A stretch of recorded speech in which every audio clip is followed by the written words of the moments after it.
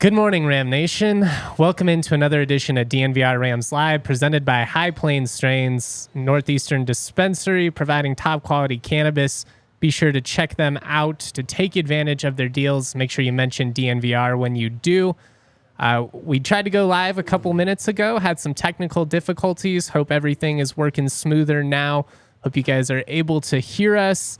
We're going to be talking about a win that was ultimately a win, and an ugly win counts the same, but probably far too close for comfort for most of you. For CSU men's basketball, yeah. We'll get into the power rankings. Before that, though, I wanted to kind of get into the latest transfer news for CSU football. The Rams picked up a veteran P5 wide receiver transfer and Donovan Ollie, a guy that had a big game against CSU the other year when CSU played Washington State in 2022. Excited to have Dre on. Hell yeah, man. How you doing, man? How's life treating you? Doing great. It's busy, exciting, always never a dull moment, you know? And yeah, only thing more exciting and entertaining than this last week of college hoops. So many upsets, so many crazy games, and Mountain West as well. Boy, the pit, huh? It's going to be a Lions Den, man. When they get rocking, UNM with back-to-back rank wins, it'll be interesting to kind of get into that and where I have them in my power rankings this week. There was a lot of movements. I mean, that's the thing about this league is it's going to be brutal to win on the road. Even if you're a ranked team, even if you're going into a team that's quote unquote, you know, not a contender, there's really no easy wins. You talked about it with Coach last week. Yeah. I mean, it's going to be a process. There's going to be moments where you have to win ugly, and I think CSU did that on Tuesday. But again, did they ever, huh? Far too close for comfort, but we'll get into more takeaways from that down the line. I want to start here, like Dre said, with the chaoticness that is the transfer portal. But it's giving pretty well for the Rams right now. I mean, they lost a couple of key guys. Obviously, we've talked about all that. Grady Kelly's Florida State bound, Lewis Brown heading to San Diego State. Here's something we haven't talked about yet. Clay Millen, SEC bound, committed to Billy Napier and the Florida Gators. Before we kind of get into these additions, I want to get your thoughts on that, because one of the things that I said on the pod is, and I hope this is not the case, I wonder if this is an instance of SEC recruiting politics. He's a former four-star guy. Yeah. And I just worry that it's a situation where you bring him in, you stash him as your backup, you add a four-star to your recruiting profile, and basically like he just kind of goes there and we never hear from him again.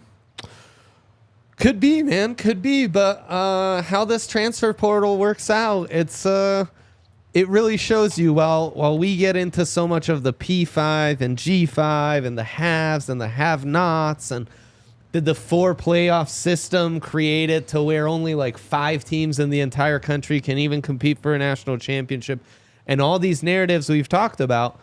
And then these actual programs, they're kind of like, no, I mean, they're showing you the G5, P5, like the difference in level is not that big. And you're willing to believe in guys having second chances. Boy, it was weird studying Donovan Ollie and having some flashbacks, of that watch along we did in that Washington State game. That was rough. Like, God, that sucked. That was not a fun game. It wasn't a fun game because Clay, I think that was the first instance where I was like, ugh. He held onto the ball a lot. And I mean, that's one of the things. Like, he has all the arm talent in the world. He throws a really pretty football. He had a great completion percentage. He did a good job of not, turning the ball over. But it's also one of those things where sometimes if you're not, like, BFN obviously needs to cut the interceptions down. Yeah. But some of the interceptions that he threw are not bad decisions. It's giving a guy an opportunity. And if you don't ever turn the ball over, that's almost just as, like, of a negative as a guy that turns it over too much, because you're not taking any chances. You're not moving the ball downfield. And I think ultimately that's kind of why they made the decision as quickly as they did. Yeah. Like there were some worries going into the year. I had mentioned just all those hits that he took, and you wonder if is he going to be able to sit back there and trust a clean pocket and work through your reads.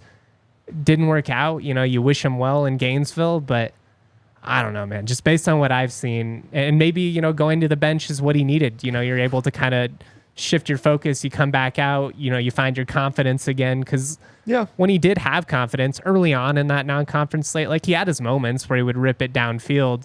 The problem is we never really saw that again after like the Middle Tennessee State game. He'll have to get in rhythm. I mean, of all the positions, the transfer portal has really made the quarterback position just a game of musical chairs. I mean, it's just the turnovers endless. But yeah, that's I found that pretty interesting as well. I think schematically that Billy Napier offense could fit him well. And I mean, with Clay, we were saying it last offseason. It's all about those bad habits that kind of started to creep in and starting to see ghosts and all that. Can a different setting get that out of him? We'll see, I hope so. I mean, he's a good guy. I don't want to get too repetitive. I already kind of did a whole monologue on this on the pod the other day, but I just, the human element, you feel for him. He was supposed to be the guy. He comes over, basically loses his job 2.5 quarters into the season, never sees the field again. I mean, it's a harsh business, but it's also a situation like if you're CSU, I don't think they made the wrong decision. And you were able to get BFN a lot of valuable reps early on in the season. Unfortunately, obviously, you didn't meet your goals of reaching the postseason, and there's some things where he's going to have to clean up. That's a whole different discussion. But what's encouraging, Rams have been able to add some talent via the portal, give him some targets, starting with Donovan Ollie, 6'3" wide receiver, nice build, a guy that basically had his best game of his career against CSU when we're doing that watch along. 7 catches for 82 yards and 2 touchdowns in that 2022 38-7 win for the Cougars in Pullman.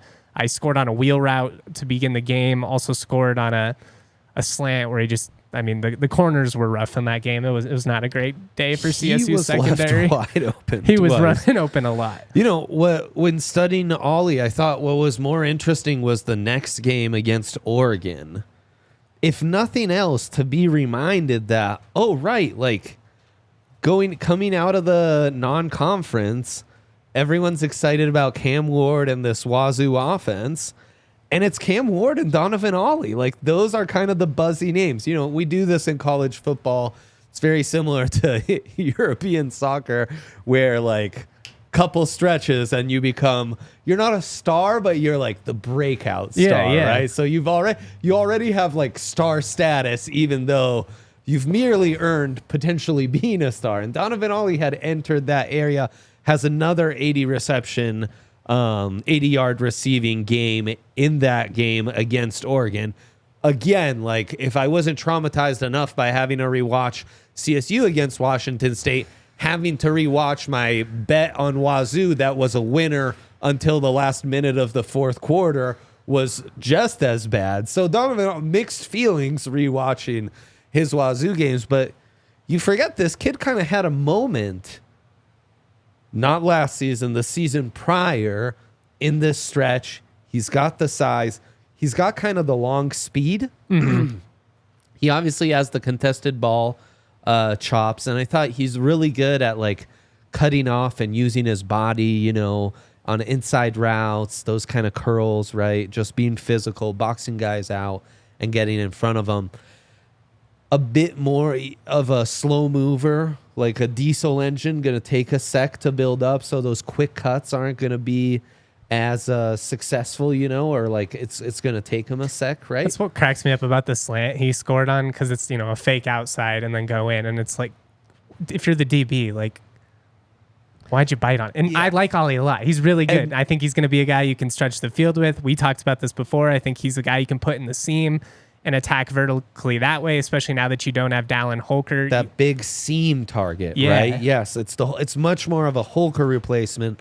And you were saying you were making the Cole Turner comp for me, which is fantastic. Like, that's way more spot on than Holker. But it's like when you go 4 wide, he's your big slot, right? Mm-hmm. And he can operate on that seam, or you can go offset. He can be ISO'd on one side. He's got that size matchup. He's going to be more of a factor in the red zone. It's not an LB4 replacement, but it is an interested added weapon.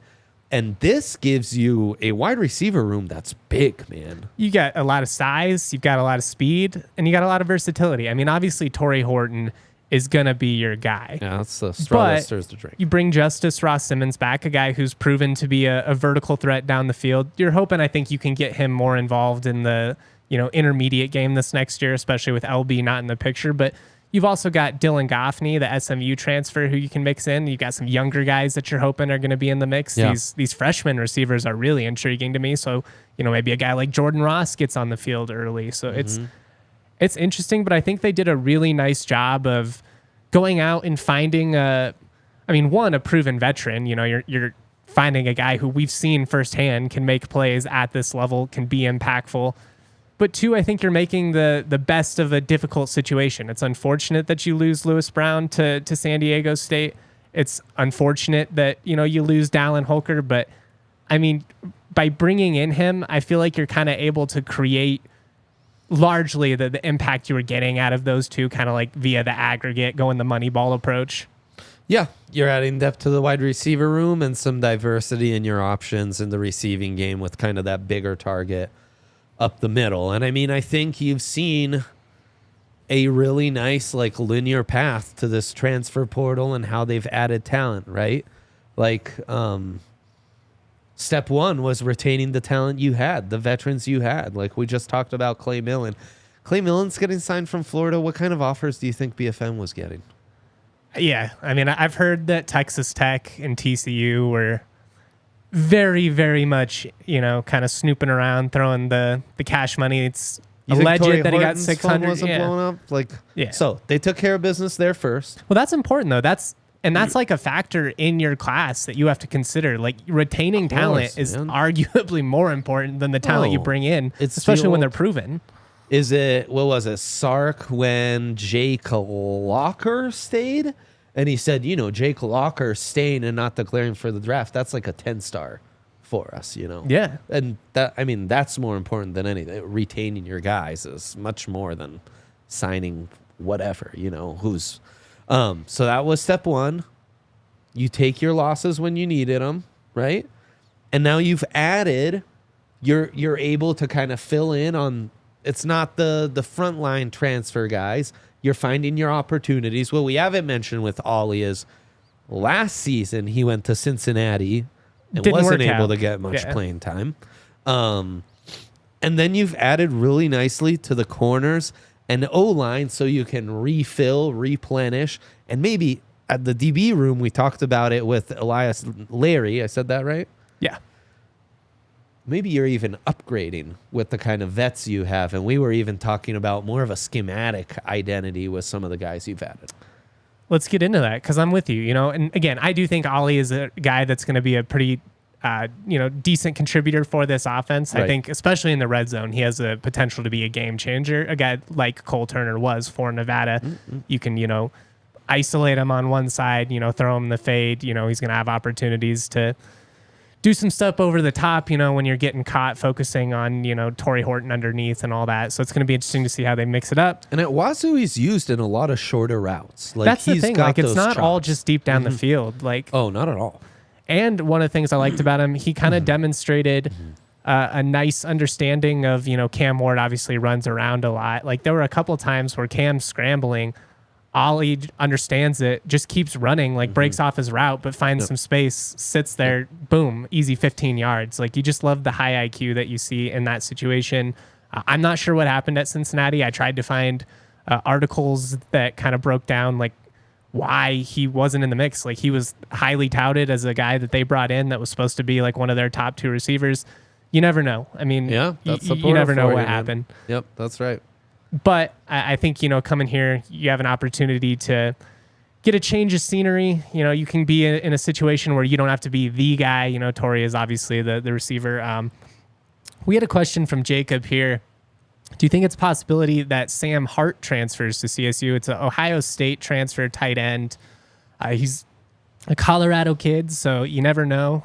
Graduate transfer with 2 years left. I think he was a 4-star recruit coming out a couple years ago. You hope. I mean, that's the thing about CSU really in every sport these days is like you are going to hit here and there. You're going to get the Dallin Holkers of the world. But like the reality is you aren't going to be a program that's like living and dying by the portal. Like these guys that you're bringing in, I think a couple of these guys can be starters, if not, just depth for the 2 deep. But really, like, you're going to build it at the high school level, and then you're going to kind of try and benefit from the relationships that you establish early on in the recruiting game. Maybe some of these Colorado kids go to USC, they go to Ohio State, they go to Nebraska out of high school.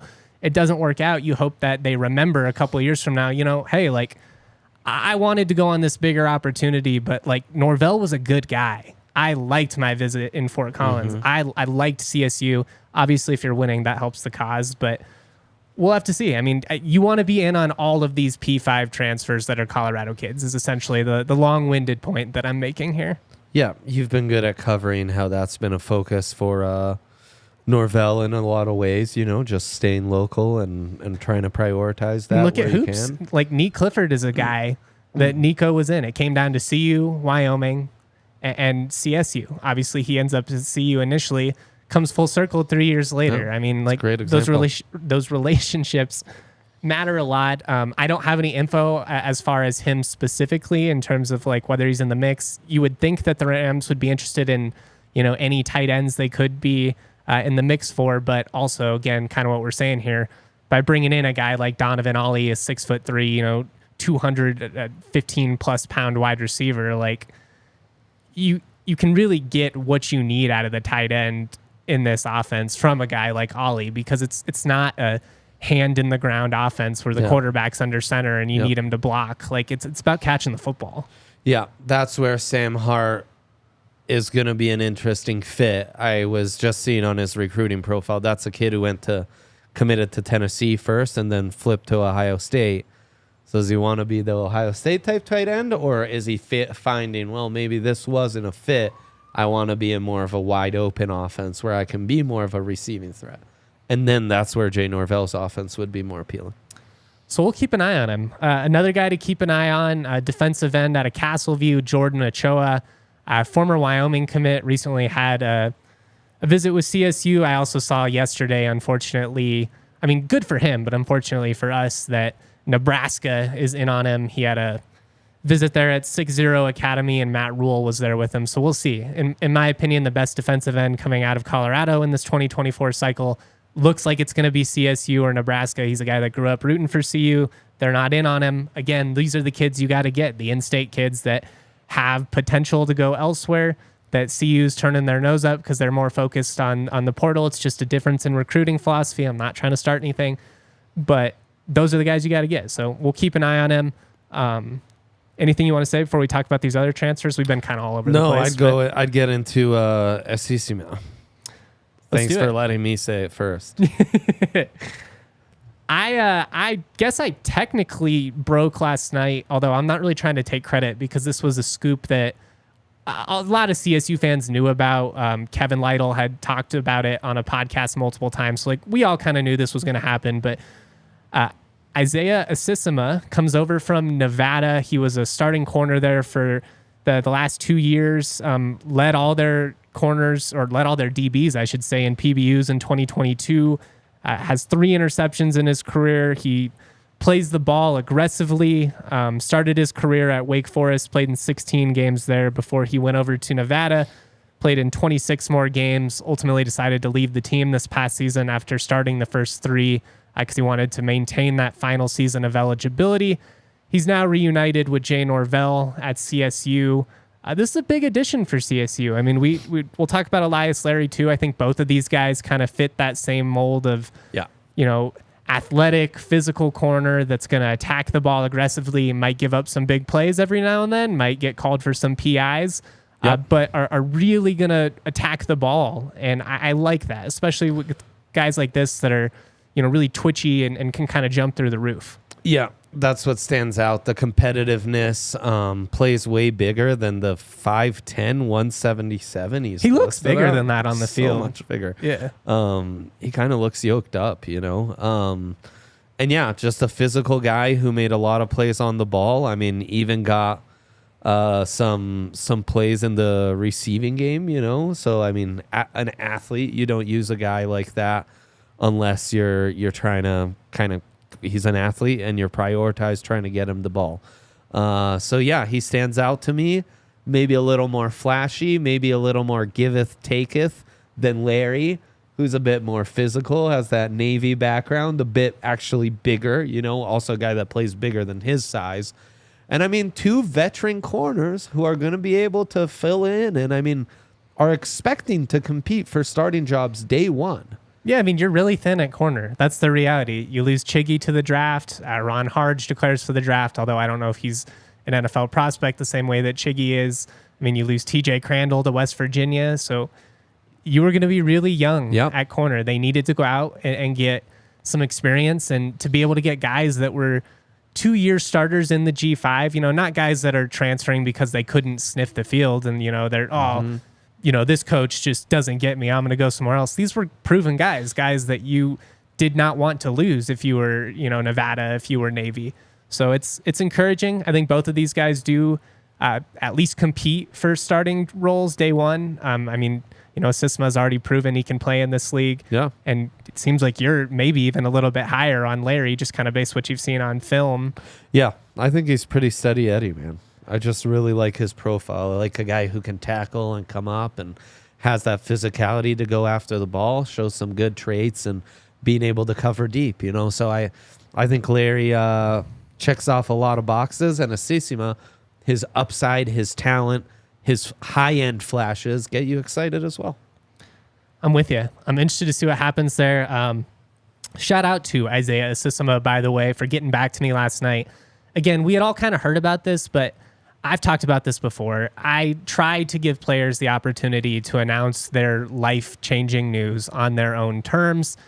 However, especially with some veteran transfers, when you're not 18 and seeking validation via social media, you know, some of these guys aren't going to post about it. So I knew it was official. I had confirmed it from CSU Football, but I reached out to him and was just like, hey, like, I don't know if you have any intent to post something. I don't want to step on your toes or like ruin your moment, but is it cool, you know, if I put you in this article, you know, talk about you on the pod?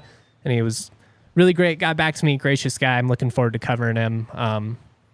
Guess you shouldn't be surprised. I mean, you got to be a smart dude to get into Wake Forest.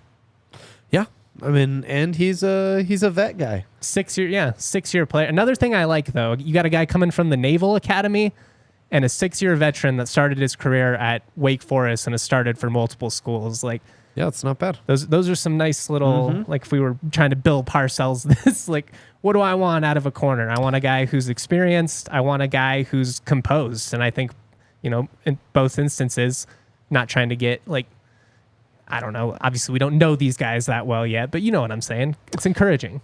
Yeah, and I mean, you're just talking about with Hart and the potential of like using those connections. This is another connection, you know. It's a kid that the staff has been able to coach before and had that connection that way. And I mean, gosh, they must have been in on him from the beginning. Minute. Yeah, like he hasn't been playing since what, early October. Yeah, I mean, it's probably very realistic that as soon as, you know, it was like he leaves the team with the intent to transfer after, you know, the first couple of games, you know, I'm sure they were like, well. Yeah, a guy who's probably been in the plans for a while. Exactly. A couple other transfers we'll throw out. I need a chance to watch these guys more before I get into them. Coming up from smaller levels, but Alex Foster, offensive tackle coming over from Utah Tech, played in 22 games, started 11 at left tackle this past season. It's a Utah Tech offense that moved the ball on CSU a little bit. I don't feel like the pass rush was like dominant that game, so that's something I'll be interested to go back and watch, is how did he kind of handle those reps versus Mo and stuff. You know, if you're looking for a way to evaluate yourself, going against Mo is pretty great. And then also Chandler Brown coming over from Shepherd, 6'5", 305 pounds, started 27 straight games at left tackle, all conference honors at the D2 level. But CSU, I mean, they've had some success with this. 3 of their starters from the last year were either FCS or former D2 guys, especially in the offensive line, where like, if you're 6'8", 320 and can move, you're going to end up in the SEC.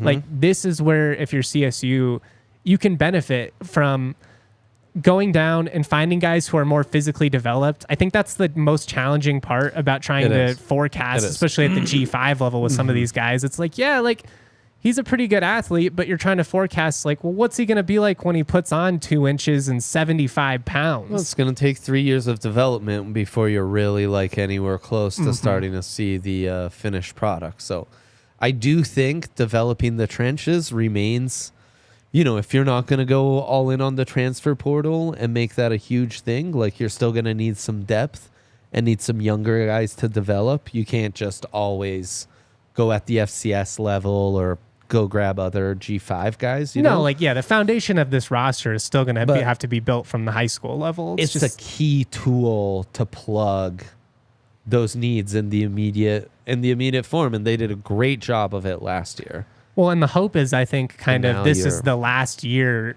where you should be having to do this consistently. Like, there's always going to be a factor, but, you know, you've now been able to bring in a couple of classes. They like some of these O-linemen. Actually, some of the O-linemen they're signing in this 2024 cycle, I'm very intrigued by. But, you know, it's going to be a couple of years till those guys get on the field. You're hoping, you know, in 2025, these guys you signed last year are kind of able to start and work their way in the mix. But it's a process. So the fact that you're able to go out again, get guys that, although at a lower level, started, you know, 25 plus straight games, that's significant, especially at left tackle.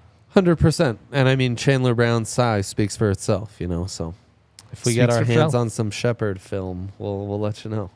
Be honest, I know I'm a guy that watches a lot of football, even lower levels. Not sure I've ever heard of Shepherd University. It's a new one for me, for sure, yeah. Learning things, man. Always. That's how I learned geography growing up was through sports. Absolutely, yeah, big time.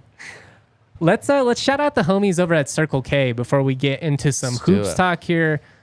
A win is a win, folks, but I know that it was a frustrating one. We'll get into all of that. The thing that's great about Circle K, aside from the fact that they're freaking everywhere, it's so convenient, you can download their app. The membership is free. And then immediately you're just getting rewarded. 25 cents off your first 5 gallons. You're going to be able to get rewards for, you know, getting slushies and coffee and all that fun stuff that we know we shouldn't have, but we need. 25 cents off your first 5 fill-ups once you download the app. That's even better. Not 5 gallons, 5 fill-ups. Yeah, my car was thirsty last week, so that came in super handy. The app has all sorts of deals. We've got this snack cart here in the background. Chocolate peanuts. It's like I live in a Circle K now. Sea salt roasted peanuts calling my name. You got some cheese and caramel popcorn here. We've got an elite snack section going on. Worms down there. Ooh. Shout out to Circle K. Sign up with the QR code on the screen or visit www.circlek.com/innercircle for more information. Of course, I got to talk to you guys about High Plainz Strains. If you listen to the pod, you know the deal. They are the premier dispensary in northeastern Colorado, and they're going to hook you up no matter what you need. And I'm talking top shelf flower. If you need concentrates, edibles, they've got you covered. There's 3 convenient locations in northeastern Colorado, one in Log Lane Village, one in Garden City, one in Sedgwick. If you are out there, they are the dispo for you. Order online. Make sure you use that code DNVR. You can pick up with a drive-through. I mean, how perfect would that have been on a weekend like this deep freeze? Ideal. It was the prep move of all prep moves, in fact. Go get yourself some pre-rolls, whatever you're into. Use the code DNVR online or mention it in stores. You can get a full ounce for 80, Veritas 8s for 25, Mammoth 1 gram cartridges for 15, Exquisite Extracts 4 for 40. Again, remember to use that code DNVR online or mention DNVR in stores to take advantage of these High Plainz Strains deals. All right, Joey B wants to know, if CSU Football wins the Mountain West in 2024, will Andre pour a Circle K slushie over his head? I think we'll both do it. Yeah, we could both do it. I mean, honestly, I think it would be more appropriate of me to pour one on your head. You know, like the players pouring the Gatorade bucket on the coach. I mean, I thought you were going to say it's because I'm such a dweeb and that just feel, you know, like, take the slushie, nerd. Not at all. But it's really funny that was your read. Also, I was going to say maybe at Circle K they call them Polar Pops. They do. It's a Polar Ice, I believe. Hell yeah. Polar Pop is a pop. A Polar Ice is an ice. So we could do a Polar Ice simultaneous head pour. I think they can do it. I mean, there's very few things I wouldn't do for CSU to win the Mountain West at this point. We know Coach on the road loves to stop and make snack runs. Maybe we can coordinate a final snack run celebration. What's their final conference game, road or home? A road. It's at Air Force. God. It would actually be hilarious if I started doing that. Just like I drive myself to Circle K for road games and pick out snacks to celebrate the game. I might do it at some point. I don't know if I'll do it every game. Also, if their final road game is in the Springs, you could hit the Circle K on the way home. That'd be easy, we could coordinate, do okay, come on, we're doing. Joey, you are a genius. We are stealing your idea and making it greater. Okay, so. I appreciate you. Yeah. He says, well, I chug a Circle K polar pop through the brain freeze process. I'd rather pour That's it, mean. honestly. I'd rather pour it on myself than chug it. I'd rather pour. I'm just a man, guys. I'm just a man. Yeah, it's so true. All right, let's move the talk over to hoops. I know this has been kind of a random episode, but I think it's been fun. I appreciate everybody in the comment section. You guys are engaged. CSU wins in overtime, 78-69 against Air Force. This was a game they trailed for 34 minutes and 8 seconds. They were down 4 with 30 seconds left. I'll be honest, I had accepted defeat. I was already trying to process, how am I going to talk about this Q4 loss? Where does this team go from here? Very realistically, takes them out of the Mountain West title hope or race, unless they're able to do something crazy. Power rankings? They would have dropped to 6th, probably, or 7th. Tear them up and burn them. I mean, it would have been. We might have retired them this week. Yeah, maybe we just wouldn't have done it because I just would have been too hard. Number 1 lost to number 11. It would have been disastrous. No, it would have been, but it wasn't. And that's the thing. Like, at the end of the day, in a 30-game college basketball season, you've got to be able to grind it out. And the offense, there are some trends of late that are concerning. Now, I think some of that has to do with the fact that you're playing quality defenses and you're playing defenses that are more familiar with what you do. I mean, there aren't very many new coaches in the league this year. I mean, outside of Danny Sprinkle and Utah State, and what they're doing is phenomenal. D-Sprink. But I mean, like, these coaches are very familiar with each other. And frankly, Air Force has been a team that's been relatively competitive against CSU under the Medved era. It's usually an instance where the Rams pull away, but they're always kind of a thorn in our side. They beat us in Fort Collins a year ago in overtime. So you have those teams sometimes. And you have those nights sometimes where you don't have it and your opponent does. I mean, you look at what Bo Becker and Ethan Taylor. Stevens game all season. Yes, he has and 9 no. assists. That's where. Well, I mean, he had 9 assists and no turnovers. It's the Isaiah standard, right? Well, that's the thing, is what we expect of him. Yeah. Yes. But most off shooting night he's had. Yeah, he's 4 of 12 from the floor. But the rest of the backcourt steps up big time, man. And that's the thing. Like, Joe had a good game. Neek was amazing. And I mean, Lake, right, has some big shots there in OT. Yeah, I think that was huge.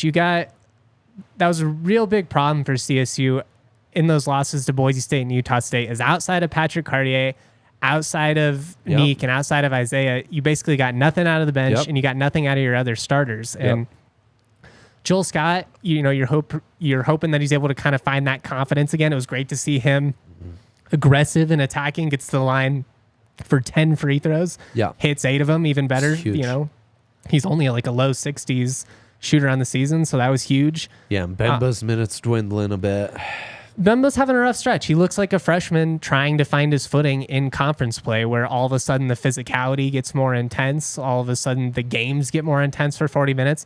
And again, the familiarity is a big factor on both ends of the floor. Like, there's going to be less freedom of movement because they're going to clog up those lanes where they know you're trying to cut. They know what we're trying to accomplish, and you've got to adjust. And I think that was the big thing for CSU in this win. Like, if you want to go negative and be like, yeah, they were lucky, maybe so, but they did everything right over the final 40 seconds to steal that win and then dominated the overtime period. So when it was there for the taking, they did it. They adjusted, though. Offensively, Air Force, they threw some matchup zones at them. CSU, they took away some of those driving lanes. There were moments where the ball movement was not as crisp. It got kind of stagnant. And they continue to struggle to knock down open jump shots. So like when you're not able to work the ball inside and you're also not hitting the open jump shots, it's going to feel really, really rough. And it was early, but they adjusted. They've not had a good shooting stretch. And when teams go zone on them, you feel it. They're daring them to shoot. You feel it. And they're going to need that. Like Josiah hits a big 3 in overtime to immediately just, and all of a sudden now, Air Force kind of on their heels, and then they immediately attack again and get 2 easy layups. Like they've got to be able to knock down those shots. They need some of these wings. They need Jalen Lake, Josiah Strong to hit an open 3 when it's there. I thought it was big, man. Yeah. It was big. I mean, you can definitely, there's the positives and the negatives. And the other thing is like the other top 2 teams in the conference went down as well, right? Yeah, it's going to be a gauntlet, man. I mean, you look at what happened with San Diego State. They go into the pit and just, really get their ass kicked down the stretch. Like, that's correct. Now New Mexico's got back-to-back rank wins. They take down Utah State at home. The pit is just... Yeah, and then UNLV had the big upset, right? Yeah, UNLV beats they beat New Mexico at the beginning. Now they come back. They beat Boise State. Yeah. I mean, Utah State should have lost to UNLV, too. Yep. There was a controversial play. UNLV's up 4. They end up giving up a 5-point play on a very ticky-tacky foul call at the end, which it sucks that a game came down to it. But that's the thing about UNLV, man. Like, you see the potential. They are a team that can go on the road and beat Boise State. They're also a team that's talented enough to be in position to beat Boise State. They're also a team that's inconsistent and uncomposed enough to find a way to lose a game where they were the better team for 40 minutes. So it's...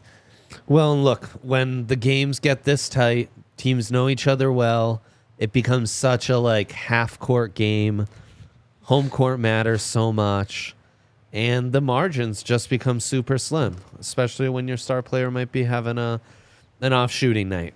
Well, I'm glad you brought up margins because, yes, offensively it was ugly. Yes, it was a struggle. Yeah. But you adjust in the second half. I think it was 11 more free throw attempts in the second half than what they attempted in the first. They get 14, I think, of their points in the paint come in the second half. That's huge. Yeah. On top of that, you get a big night from Joel Palmer. He provides a spark off the bench. He hits a couple of threes. Loud 11 pulls down points. Rebounds. Loud 11. All 11 made the highlight. You know what I'm saying? Loud 11 points. It's fine. It's a bit of a cult here. And that's what you need because, weirdly, this was a night where Patrick Cartier wasn't a factor at all. 3 points. He only played 18 minutes. No. I think some of it had to do with... Yeah, I think some of it had to do with Scott kind of down the stretch was really being aggressive in establishing. Ride the hot hand. Air Force is a 5-guard lineup. Yep. They make it tough on you, to go with those bigger lineups at times. But I also think, in that game in the Springs, I would like to see CSU kind of find a way to accomplish what they did in that second half from the get-go. You want to work the paint, and then if you're able to do that, if you're able to get to the line, it's going to open up things on the outside. You need to knock down more of these jump shots than you have. But what was encouraging, the turnovers, you only had 9. You had a 2-to-1 assist-to-turnover ratio as a team. That's great. It speaks to Nico's system. And the veteran players. On a night where Isaiah arguably was not himself, he still finishes with 12 points, 9 assists, 0 turnovers. Yeah, 100%. So, that's my positive takeaway is how the rest of the backcourt stepped up around Isaiah, something I'd kind of been calling for the last couple weeks. My negative takeaway is, it was kind of my takeaway in the last conference game at Moby against New Mexico, was you can't start off that flat, man. Yeah, they've got to figure out how to get off to a quicker start at home for sure. It's been weird. Out on fire, man. Well, and what was even weirder was they did come out kind of quick on the road and then sizzled out. It's been weird. It's been weird these last couple of weeks. It certainly feels like you're in that 50 to 60% mark of the season where it starts to wear on you, and you're going to see the rotation get refined here. Will you allow me an Mbemba sidebar? Yeah, sorry go to for interrupt it. There. No. What did he do over break? He stayed, right? Yeah. No going back home. Yeah, well, he had to. Yeah. That wears on you. Wears on you, man. That's a good point. He's, first overseas, winter away from home. Yeah. Holidays, that's where you start to feel. Look at how Jokic plays around November, December. you get a little bit in a funk, you know? Well, it's human. And like, honestly, coming off of a 2-game losing streak where you lose a couple of games, you're in it, you have an opportunity to win both of them, but those, those sting. You fall out of the top 25. Now you're struggling. You're down 12 in the first half to Air Force. Being able to cut it to 3 before the break and just hang around and then find a way to win that. I mean, like, I don't want to be too dramatic, but like, this was potentially a season-saving night. And, we got a comment here from Kevin. Joe Palmer's block might have saved the season. I'm with you, dude. There were a couple of key moments. I don't know if people realized how close Petritis was to making that little kind of runner at the end there, but it was almost all for naught. They had 2 really good looks over those last 6 seconds. And there were a couple instances where Palmer and Scott had a block late as well. Again, like, it wasn't perfect, but over those final 30 seconds, I thought this team really demonstrated just their veteran presence. I mean, you're down 4. Instead of trying to jack up a 3, Neek immediately drives into the defense. They've been drawing fouls for the last 15 minutes, immediately gets to the line, knocks down a pair of free throws. You go down, you get a stop, you're able to, execute the trap. Yeah. I don't know why Air Force didn't call timeout, but they throw it away. Again, composure in the final seconds, that matters. They throw it away. You turn it into a pick 6 the other way and tie the game. I mean, and then in overtime, last year, they got outscored 20-9. Air Force kicked their ass. They immediately come out and set the tone. 11-3 run to start the extra period there. And you close it out. And like, at the end of the day, an ugly win counts the same. Not from like the net standpoint. I know, like, blowing out teams, it'll kind of juice it a little bit.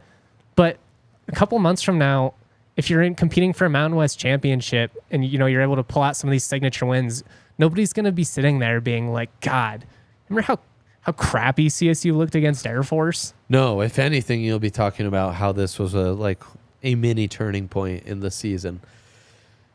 We were hoping this could be a get right, though. And it certainly wasn't like the game you were hoping for. You're 15.5-point favorites. They're just not playing at their pace, man. They would rather be in higher scoring games, and it feels silly, but I start to wonder about the defense a little bit.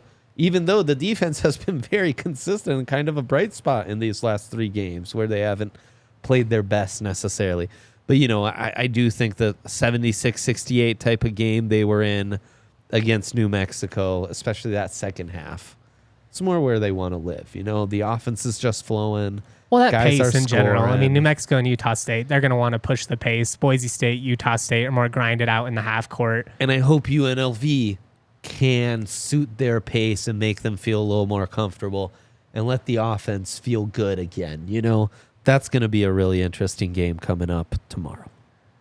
Yeah, I honestly, I told you this before the show. You could tell me any outcome is going to happen on Friday night, and I'd believe it. Like, CSU is going to get right. They're going to roll against an inconsistent UNLV team. Of course. You could tell me a very talented UNLV team that should have won the last 3 games in league play came in and, rolled the Rams, especially with what we've seen over the last couple of games. I could see where it's tight and either team steals it. Yeah. Like, we're going to find out a lot. We talked about taking care of business against the top 4, but then there's that pesky, next tier. You got to be real careful. There's no gimme games, dude. There are none. There are none. The conference has started to cannibalize itself.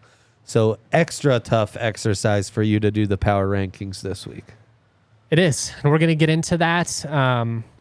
Real quick, there's nothing better than chilling at home with an ice-cold Breckenridge brew in hand. Go. Avalanche Amber Ale, Mountain Beach Sour.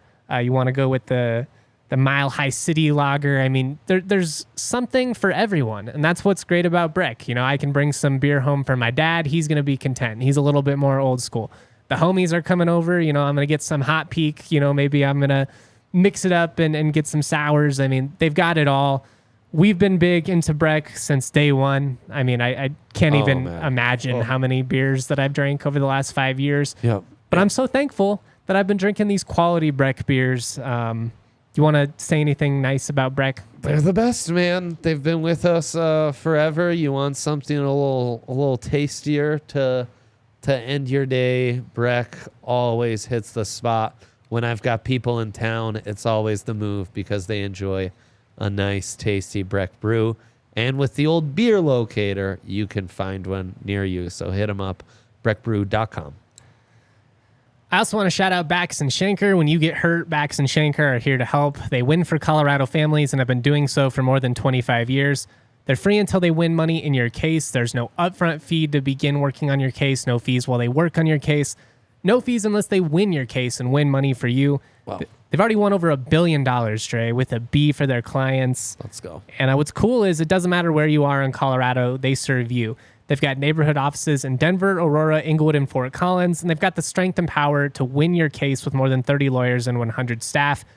Bax and Schenker help with all kinds of injury cases where you weren't at fault, car accident, motorcycle ride shares, pedestrians, trucks. They can even help if you're injured at work. Call Bax and Schenker at 222-2222 to find out if you have a case for free. Bax and Schenker wins. Yes, they do. All right, let's get into the power rankings. Actually, I got a question here from Joey B before we get into those power rankings. Justin, thoughts on Moby Arena moving forward? Keep it the way it is, or amenities, new age arena? I say keep it the same, loud, keep it filled. Hopefully Medved stays. I don't think a new facility is coming anytime soon. So like I don't expect Moby to go anywhere anytime like in the foreseeable future.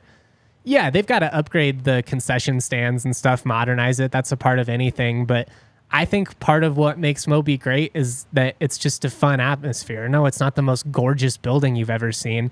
But I think we get too caught up in some of that sometimes. Like the Broncos Stadium's a great example. The Broncos Stadium, when it's rocking and you've got 77,000 loud pounding, it traps sound, it's epic. Like I don't need it to look like Barbie's dream house, you know? I just want it to be a hostile place to come. I want it to be nice. I want the seats to be comfy. I want good food options for the fans. I want people to, you know, feel like it's a fun place to go. But it's the amenities. Yeah. You know, concessions, seating, being able to get in and out. You always want to kind of upgrade and fine tune those they need things. some more luxury stuff, I think, to kind of The luxury incentivize stuff. people to be those like top level, Yep. you know, boosters, program supporters. That's exactly right. But it's like concerts. A lot of times, the best concerts are more those intimate venues. You know, a little more something that has character. It's not live at MetLife Stadium, you know. I like that. Most fun I ever had at a show was like at this place called the Deer Pile downtown Denver. It was like above a coffee shop. This little band Baywood played in there for like 15 people. It was awesome. That sounds dope. All right, let's get into the Mountain West Power Rankings. Come on, let's do it. I almost feel disrespectful putting them at 11 damn after it, pushing the Justin, Rams what are you doing? to this. I told you you I did. literally That was on me. jinxed the I almost program cost week. them.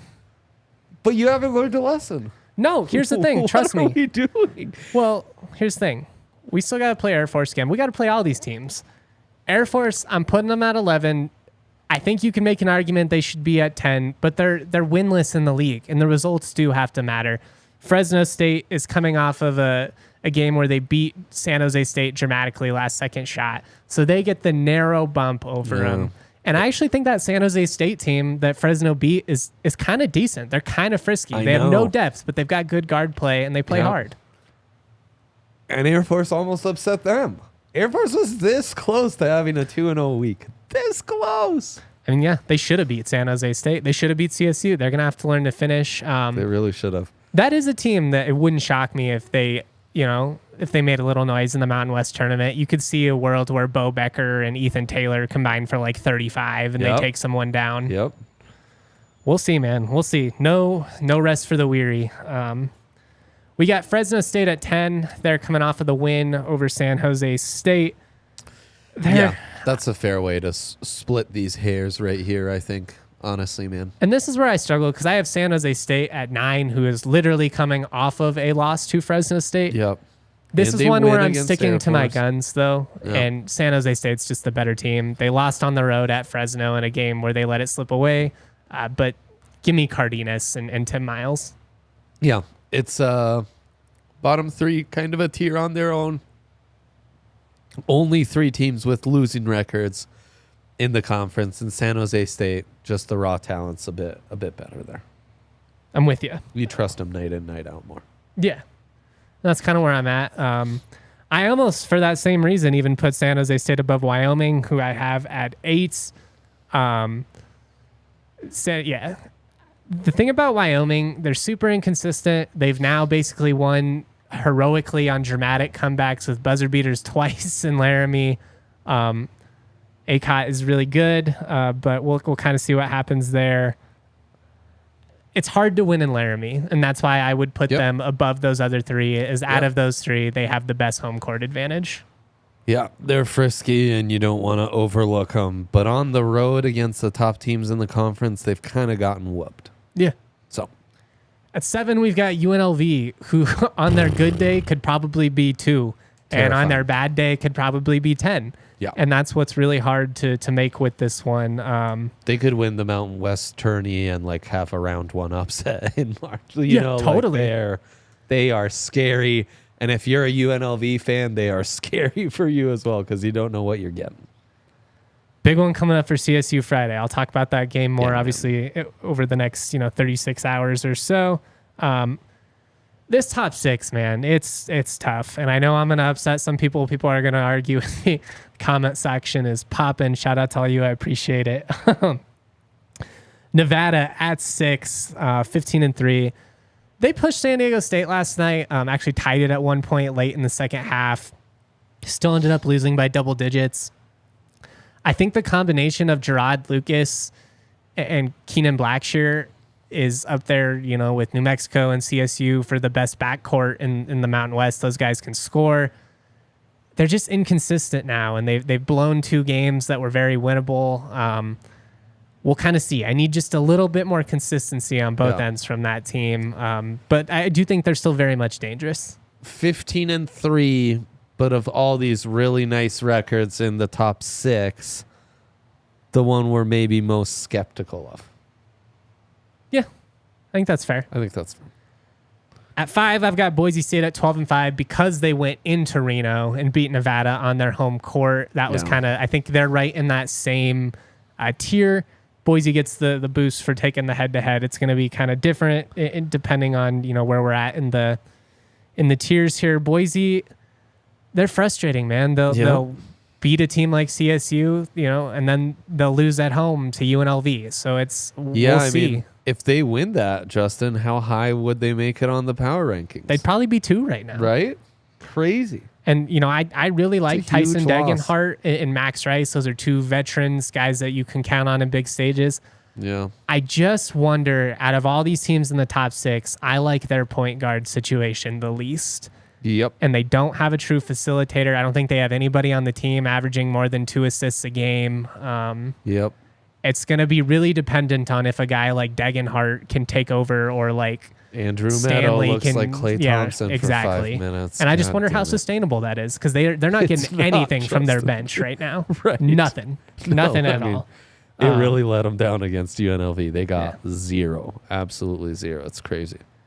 I've got CSU at 4 right now at 14-3. If they lose this game on Tuesday, they drop to at least 6, if not even 7, depending on how bad of a mood I'm in coming in. Yeah. They didn't, though, and they still have the best resume as a whole, I think, in the league, although New Mexico pulling out back-to-back top 25 wins, both on their home court, though. That puts them in that conversation as well. Yeah. I think CSU is firmly in this top 4 mix just in terms of what they'll be over, this 3 to 4 month span. It was kind of ugly Tuesday, but I think, as it ebbs and flows, I think the averages, they will be one of the top 4 teams. I wonder athletically, like you just look at New Mexico and what they have like with Jalen House or a Ledee, on San Diego State or an Osabor on Utah State. Like outside of Neek and I guess Bemba, who's been struggling lately. Yeah. CSU doesn't really have that guy to like bully you. And that's my only concern is like in a really tight game, do they have the guy who can just like take over physically? Yep. And they're a tad undersized on top of that. So you got to grind things out a little more. I mean, I think you're right. It hasn't showed up defensively necessarily. They're playing hard. I mean, that's where Nee comes in huge, man. Defensively, especially. Well, and the thing about him is you're gonna need some versatility out of him. Like there are gonna be situations where they're going against a New Mexico where you need him on like a Dent or maybe like a JT Toppin. There are going to be situations against San Diego State, like especially if Scott's not on the floor, where it's like you're probably going to have to match up with Ledee for a couple of series here. Totally, and I mean I think it's where Lake is a really interesting piece with the backcourt athletes. Like you're talking about House. Yeah, they need Lake and Josiah to be lockdown perimeter defenders. They do, man. They really do. I mean that's where your athletes are there, and you have the potential to be locked down. You need to be at the time is now. I don't need you to be great tomorrow. Today. I like it, man. I'm getting inspired. The time is now. Utah State, they're at 3, 16-2, coming off of a tough loss in the pit where they played hard. I think that you could make the argument that New Mexico should be 3, despite the fact that they won against San Diego State and Utah State in back-to-back, just because their home court advantage is so significant. But at the same time, that's not fair to me. You play the games, you beat back-to-back ranked teams, you deserve to shoot up. Rankings right now. Yeah, it's right now. It's right now, and also this top 5's comical because Colorado State ahead of Boise State. Boise won, right? Yes. Utah State beat the Rams. Now at 2, New Mexico. Yeah. The Rams beat them, right? And and that's what this league is going to be, though. And they just got upset by number 2. So it all plays into each other. There's crossover everywhere, even though we're 2 weeks into conference play. And And I mean, that's the key is ultimately all these top 6, even 7 with UNLV, they're going to beat each other. You've got to lose, or you've got to avoid the losses in the 8 through 11 matchups. You can maybe afford one loss to a 7 spot, maybe one, but if you do that though, you got to steal another one to make up for it. So Wyoming, UNLV, Nevada, you got to take care of business. Huge. If you're going to win the league, huge. Your tournament, you're not in jeopardy of losing your at-large bid or anything like that. But we want to see this team win the league. They've never done it. They're good enough to. We want it all. We want the league championship. We want the Mountain West tournament. We want the NCAA tournament run. We're getting greedy because this team is good enough to have that mentality. Doesn't mean it's going to be perfect every single night. They're going to have rough ones. But if you win ugly, at the end of the day, a win still counts the same. Yeah. Before we get out of here, we've got New Mexico at 2, San Diego State at 1. I went back and forth. I had thought about putting New Mexico at 1, especially, with the way they handled San Diego State pretty thoroughly. I still think the inability to win on the road is concerning for me with this New Mexico team. I think what San Diego State does translates a lot better. Aztec Breakdown, I think, pointed out recently that they're actually more efficient offensively on the road than they are at home. San Diego State is, which is very rare. That is very kind rare. of speaks to the toughness of that team. I just think Ledee is such a handful. Watching him last night, I had a hard time taking them off the top spot. And I'm not going to rip them for losing a game in the pit, which is going to happen to basically everyone in this league. Yeah, for sure. Ledee. Yep. If you look at some of the advanced metrics, it's basically Ledee, Isaiah Stevens, and Nick Clifford have kind of been 3 of the most impactful players in the conference to begin the league here. There's some really good players, though, on New Mexico. Osabor has been fantastic. Yeah. Anyways, this has been a very interesting day. Shout out to everybody that stuck with us. My apologies for the technical difficulties, but we got it rolling. Yeah. Had a bunch of fun with all of you talking recruiting, talking hoops. We'll have plenty of content coming your way over the next couple of days. I have some written pieces that have come out. Check that out at thednvr.com. Yep. Now's a great time to become a member. You get discounts at the bar. You get a free t-shirt annually. You get access to premium content that nobody else gets. Yeah, behind the sticks. Much love, my guy. Trey, thank you for being here with me as always. Brother. I'll see all of you guys Friday night up in Moby Arena. Always proud to be. Peace. We all silly like the mayor.